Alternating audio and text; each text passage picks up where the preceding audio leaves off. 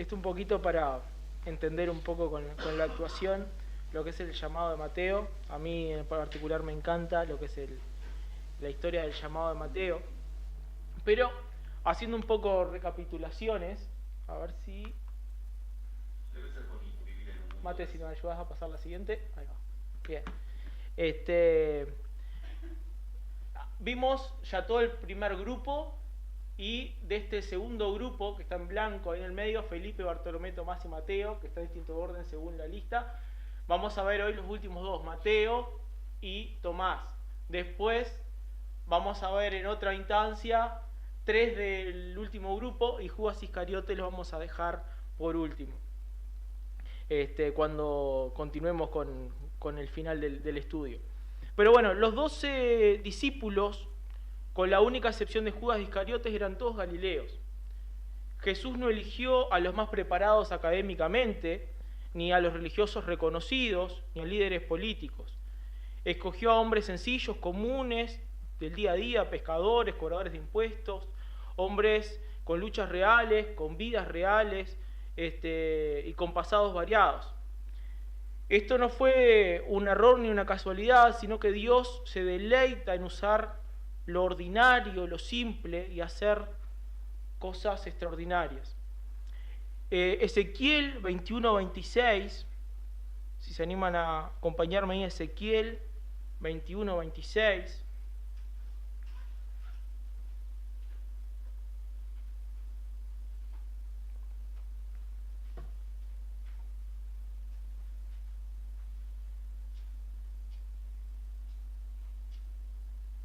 Dice, así ha dicho Jehová el Señor, depón la tiara, quita la corona, esto no será más así, sea exaltado lo bajo y humillado lo alto. Sea exaltado lo bajo y humillado lo alto. Dios invierte lo que las categorías humanas, lo que el mundo desprecia, Él lo exalta, lo que el mundo exalta, Él lo reduce. Hoy en día, alguien importante, alguien para el mundo, es muy distinto de alguien que es importante para Dios. Y esto costaba mucho entender a los fariseos. Los fariseos se consideraban espiritualmente superiores.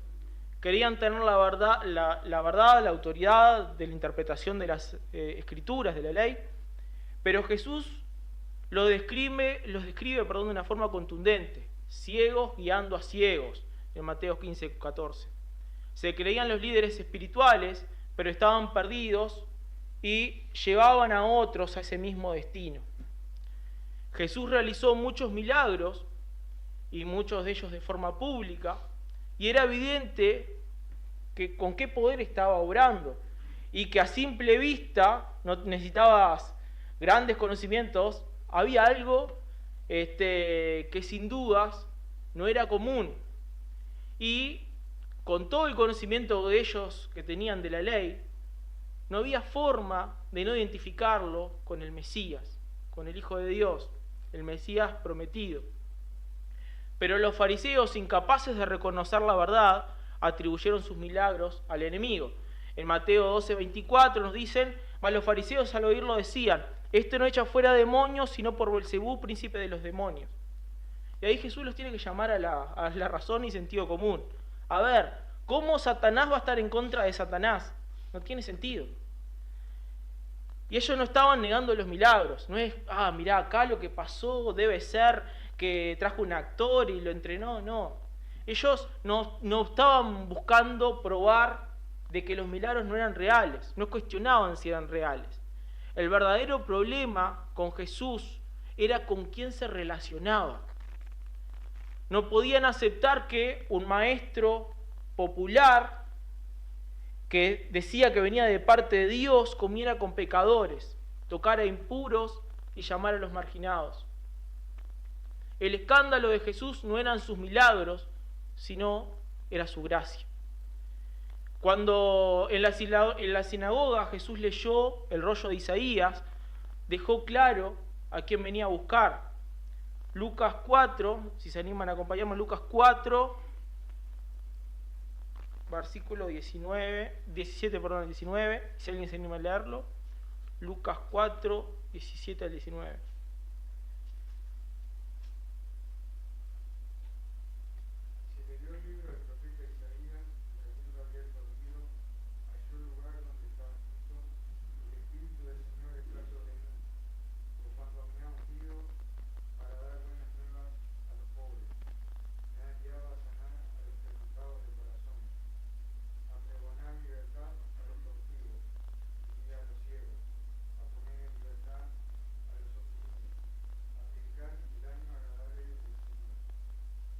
Cuando terminó de leer, todos se llenaron de ira, porque Jesús estaba diciendo que el reino de Dios venía a buscar a los menospreciados, a buscar a los ciegos, a los oprimidos. Lucas 4, 28, 29 dice: al oír estas cosas, todos en las sinagogas se llenaron de ira, y levantándose le echaron fuera de la ciudad para despeñarle. Jesús no encajaba en el molde religioso. Su amor por los marginados fue lo que escandalizaba a estos fariseos. No eran los milagros, era que él estuviera acercándose a gente que ellos consideraban indignos. Y acá vamos a ver el escándalo que era para los fariseos el llamar a un publicano. Que Jesús haya llamado a un publicano para ser uno de sus discípulos fue sin dudas una provocación directa al orgullo religioso de los fariseos. Un maestro que afirma, como veíamos, que viene de parte de Dios y se junta con recaudadores de impuestos. Para ellos era inaceptable. Y algo que vamos a ver de Mateo es que Mateo hace pocas referencias, más allá que escribió un evangelio, podemos decir, debemos saber un montón de Mateo porque escribió un evangelio, y en realidad sabemos poco. Mateo se nombra solo 2 veces en su evangelio. Una es cuando este llamado, relata su llamado, que vimos, y cuando se nombra en la lista con los discípulos. Y esto muestra en cierta parte su humildad. No era un detalle menor que Mateo se mostrara poco, sino que quería poner en foco en Jesús y no en él. Era alguien humilde probablemente. Pero bueno, ¿quiénes eran los publicanos? ¿Por qué tanto escándalo? ¿Quiénes eran los publicanos?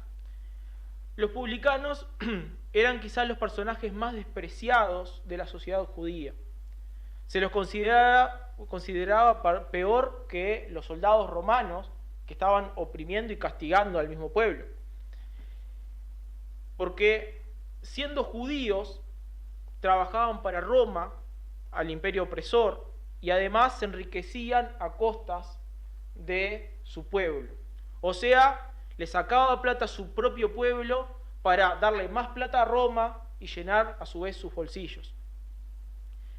Y para ser un publicano, lo que hacían era se compraban una franquicia de recaudación de impuestos, y a partir de ahí la práctica habitual era cobrar de más para quedarse con los excedentes. Esto antes parece del emperador Augusto era peor, parece que cada uno venía, el que cobraba más era el que se quedaba con la franquicia. Ahora el imperio había puesto impuestos fijos, pero a su vez les permitía, si vos cobrás de más, yo te pido esto, si vos cobrás de más, allá vos. Y bueno, esta práctica se volvió algo habitual y esta traición al pueblo los hacía objeto de desprecio, marginación y odio. Unas escenas también que vi también de esta serie, que era cuando Mateo iba caminando y la gente lo miraba y escupía al piso como señal de desprecio, ¿no? Y es muy probable que haya sido así, la gente no los odiaba. Seguramente tenía prohibido el acceso a la sinagoga para escuchar la enseñanza de la ley. Seguramente no podía, donde estaba un montón de gente, no podía caminar libremente, porque seguramente le iban a pegar, lo iban a empujar, lo iban a despreciar de distintas maneras. El Talmud judío, este libro de enseñanzas, ¿no?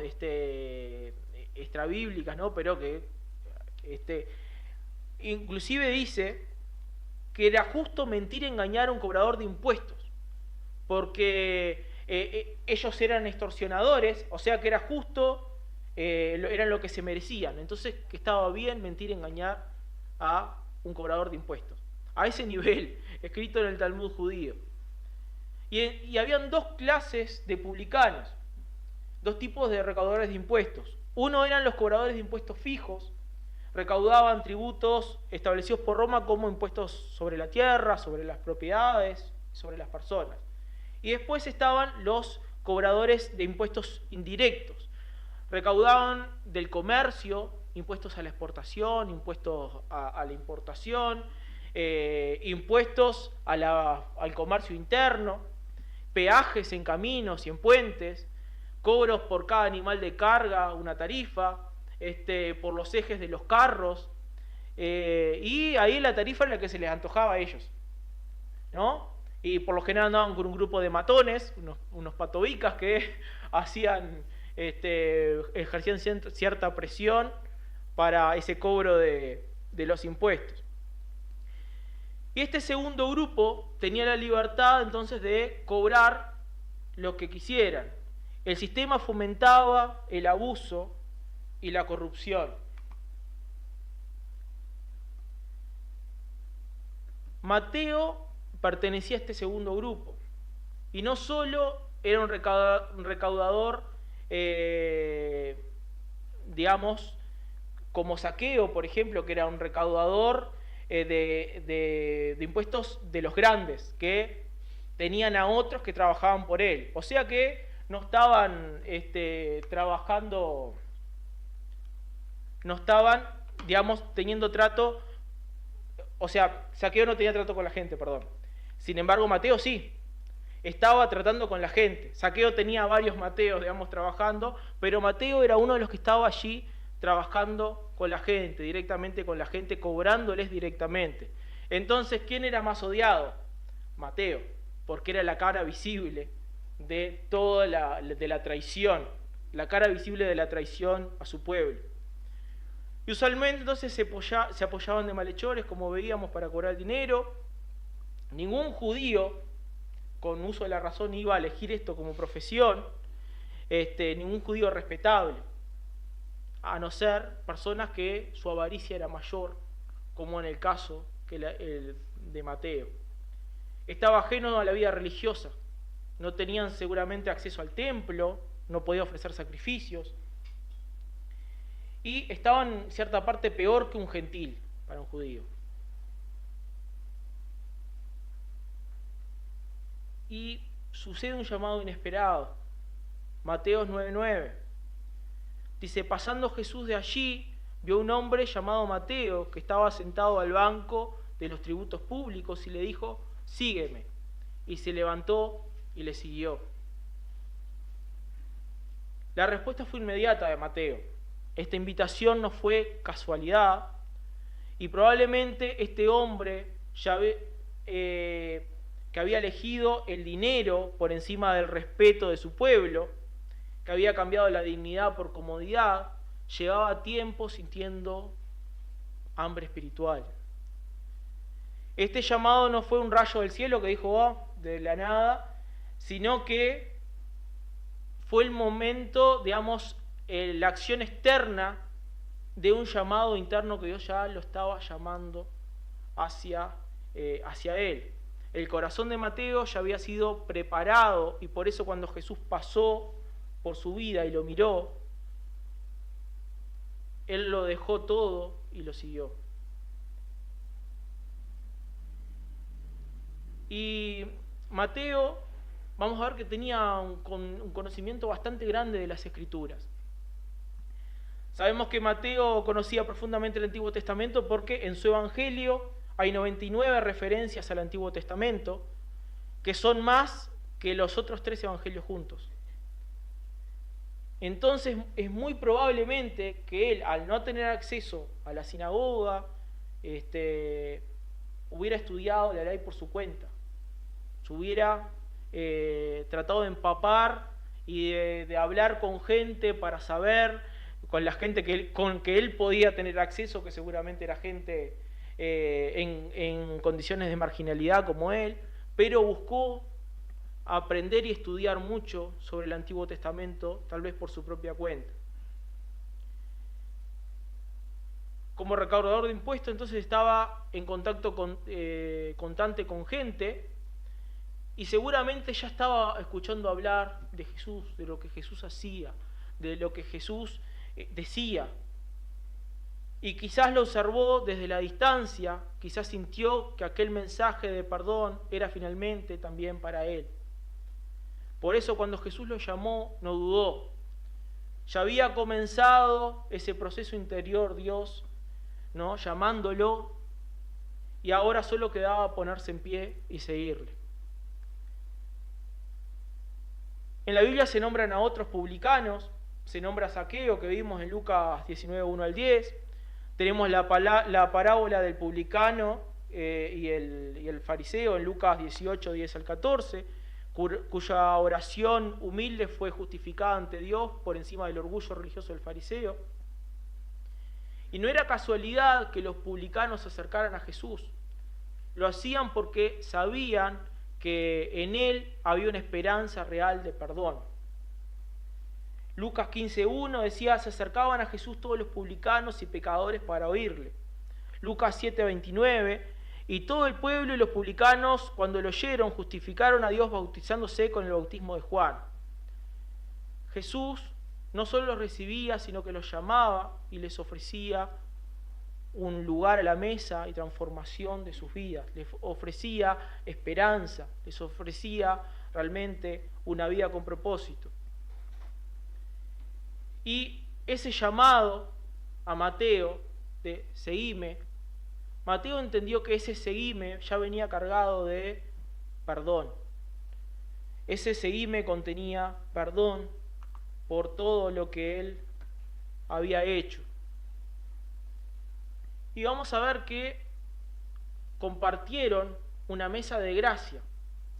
Mateo 9:10 dice, y aconteció que estando él sentado a la mesa en la casa, he aquí que muchos publicanos y pecadores que habían venido se sentaron juntamente a la mesa con Jesús y sus discípulos. Vamos a leer en Lucas 5, 29 al 32, si alguien se anima a leerlo.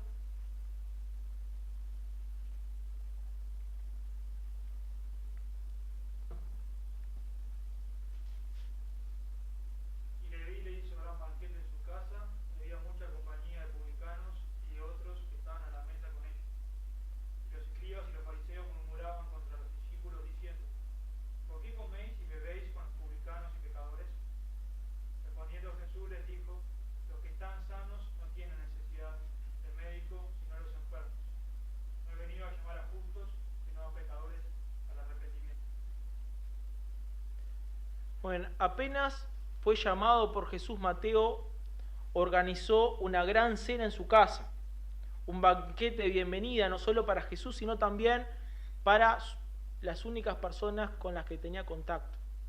Uno diría, bueno, su familia, sus amigos. Seguramente Alfeo, su padre, no...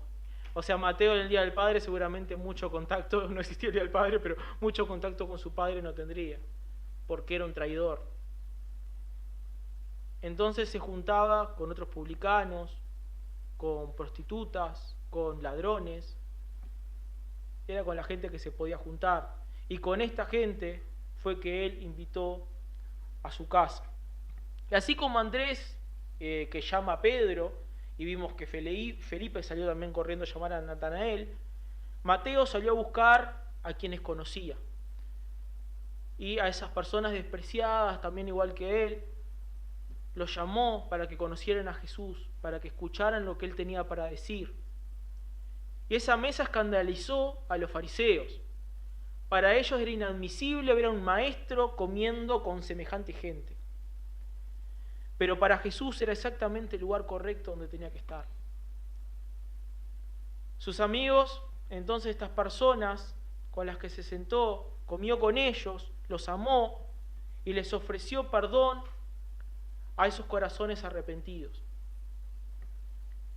Mateo 21, 31 al 32, yo se los leo, dice: de cierto os digo que los publicanos y las rameras van delante de vosotros al reino de Dios, porque vino a vosotros Juan en camino de justicia y no le creísteis, pero los publicanos y las rameras le creyeron, y vosotros, viendo esto, no os arrepentisteis después para creerle. La mesa que Jesús compartía no era recompensa por haber cambiado, sino que era una invitación a cambiar. Era una expresión de gracia escandalosa, una puerta abierta para los arrepentidos. Mateo era consciente de su pecado, sabía que la avaricia lo había dominado, que había elegido un camino que cerraba las puertas al templo, a su vida religiosa y el corazón de su propio pueblo. Era un traidor. Por eso cuando Jesús le dijo, sígueme, no solo escuchó un llamado a caminar con su maestro, sino que escuchó una invitación al perdón, a la restauración, a la vida que necesitaba tener. Mateo supo que esa simple palabra cargaba un peso de gracia. Sígueme. Más adelante escribiría su evangelio con un enfoque claramente dirigido a los judíos, mostrando una y otra vez cómo Jesús era el cumplimiento de las promesas del Antiguo Testamento. Su amor por su gente no se apagó, y según la tradición ministró durante muchos años a Israel, en comunidades, también en el extranjero, a judíos en el extranjero, hasta que entregó su vida por causa de Cristo. Algunas de las tradiciones más antiguas afirman que murió como mártir quemado en la hoguera. Y así terminó la vida de alguien que dio su vida, lo que le quedaba de su vida, trabajando para los que una vez había traicionado. Y como les decía, vamos a hacer un 2x1. Ahí va.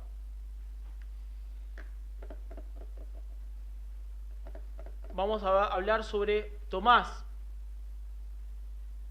Muchas veces se etiqueta, como digamos, a Tomás como el incrédulo, porque conocemos bien la escena que decía, hasta que yo no toque el costado de Jesús y sus manos no voy a creer.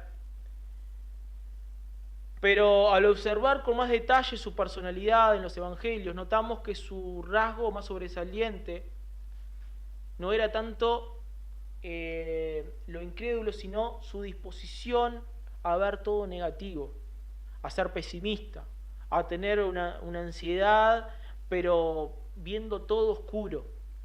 Era de esos que anticipaban lo peor, a que todo lo que parece que iba a terminar en tragedia. Ese era Tomás. En Juan 11:16 leemos, dijo entonces Tomás, llamado Dídimo, a sus condiscípulos, vamos también nosotros para que muramos con él.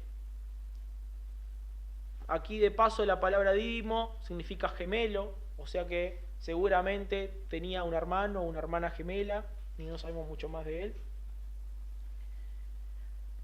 Y aunque no tenemos muchos detalles sobre Tomás, la mayoría provienen del Evangelio de Juan, y aún con pocos datos podemos ver este tipo de características en su vida.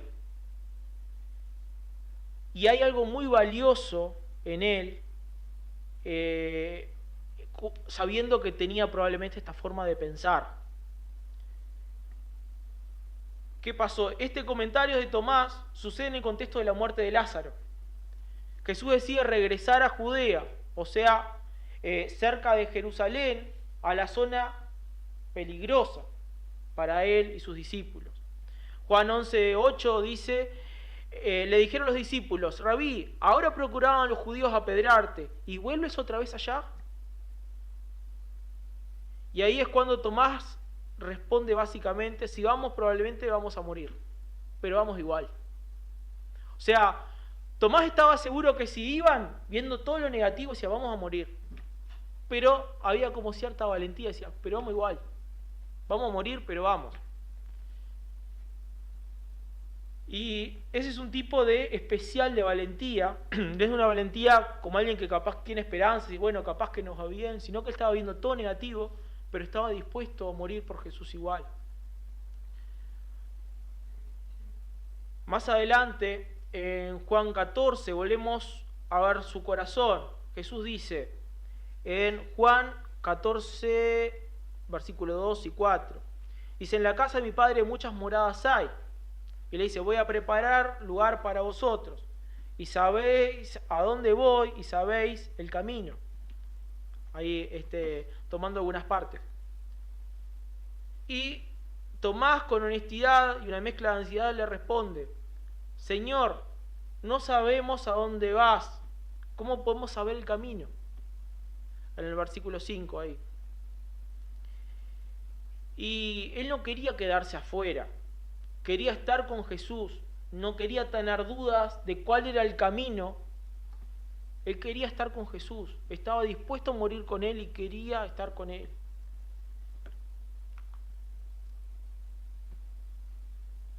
Cuando Jesús se apareció por primera vez a los discípulos después de su resurrección, ellos estaban reunidos, probablemente consolándose mutuamente, en medio del dolor y miedo, incertidumbre. Pero Tomás no lo vemos allí, no estaba allí esa primera vez. Juan 20, si me acompañan, Juan 20, 19 al 20.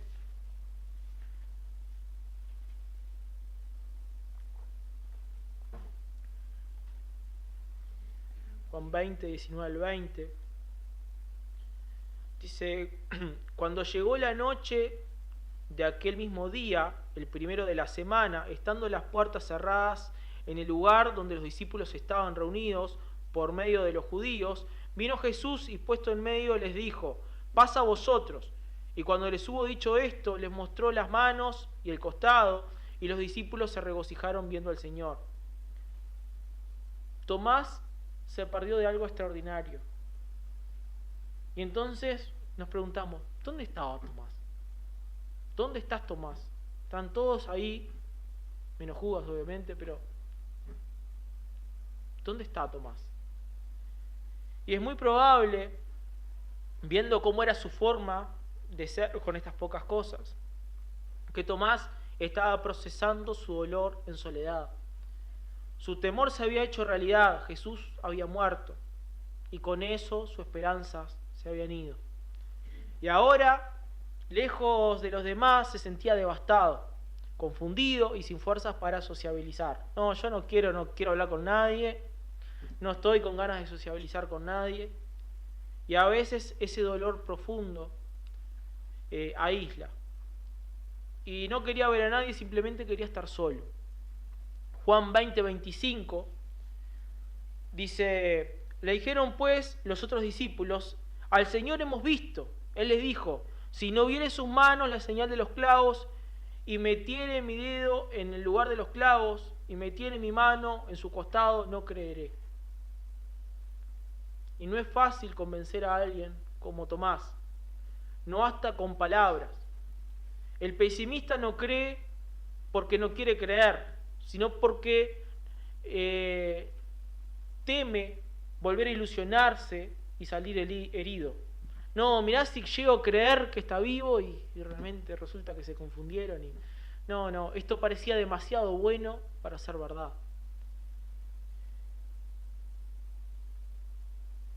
Y debemos recordar que no fue el único que dudó. Todos alguna vez, de alguna manera, dudaron.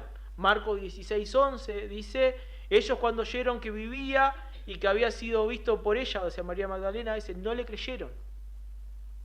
Todos los discípulos en su primer momento dudaron, y lo que distingue a Tomás es este escepticismo bañado de dolor, y su dolor lo llevó a la incredulidad.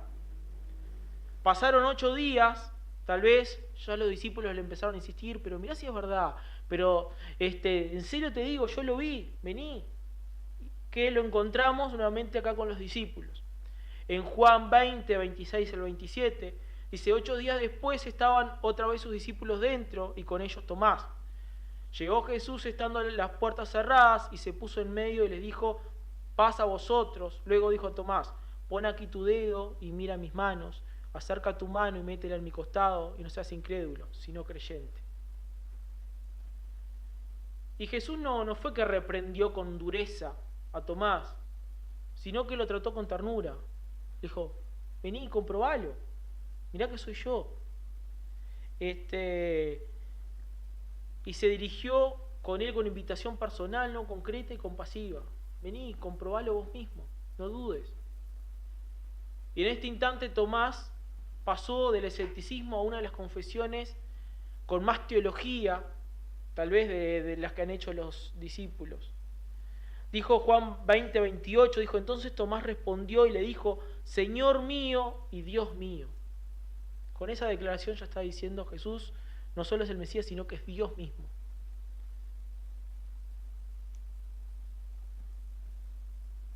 ¿Y cómo terminó Tomás?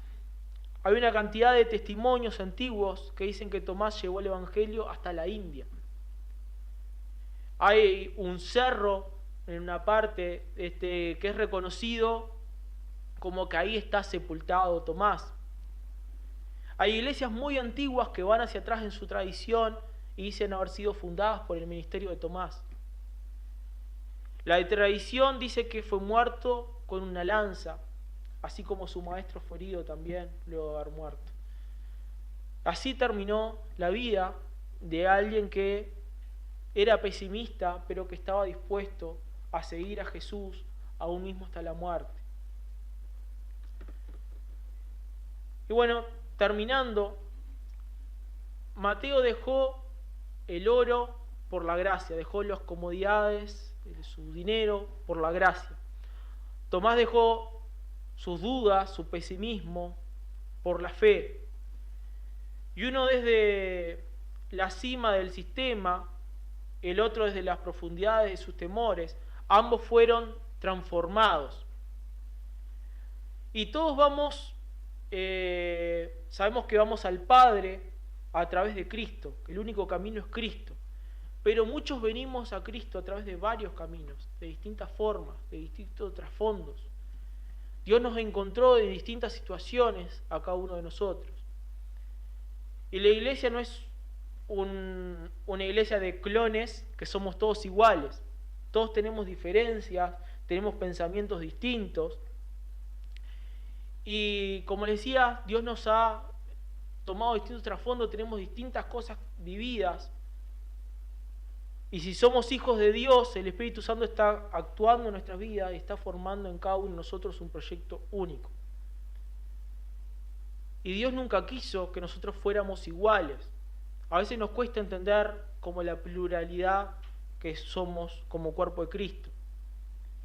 Él no quería que pensáramos iguales, que actuáramos todos de la misma manera, sino que iba a ser la clave que nos iba a distinguir, el amor.